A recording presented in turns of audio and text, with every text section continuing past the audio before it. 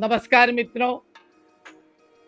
શું મિત્રો આપણને અધિકસ્ય અધિકમ ફલમ વધારે ફળ પ્રાપ્ત કરવું છે? થોડા કાર્યની અંદર વધુ ફળ પ્રાપ્ત થાય એવું શું મિત્રો આપ ઈચ્છો છો? મિત્રો આપણને કઈ કરવાની જરૂર નથી.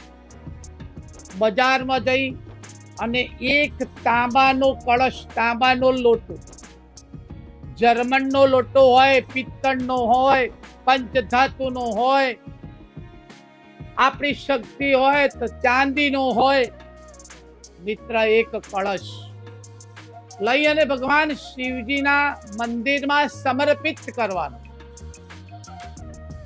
મિત્રો આપ સમજો છો, એ આપનો લોટો જે છે, દાન કરેલો, સમર્પિત કરેલો જે કળશ છે, એ શું ઉપયોગમાં આવવાનો?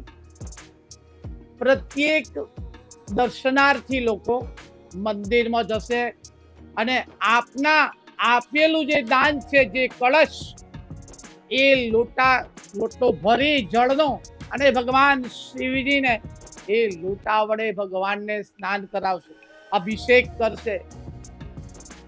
એ ફળ મિત્રો આપણને પ્રાપ્ત થવાનું. કોઈ પણ જગ્યા ઉપરથી પુષ્પો ભગવાનના ચરણની અંદર આપ એક છાબડીમાં મૂકશો અને કોઈ પણ વ્યક્તિ એ પુષ્પો ભગવાન શિવજીને સમર્પિત કરશે, બિલ્વપત્ર સમર્પિત કરશે, મિત્રો એ ફળ આપણને પ્રાપ્ત થવાનું. જો મિત્રો આપનાથી થઈ શકે, આ પણ એક પુણ્યનું કામ.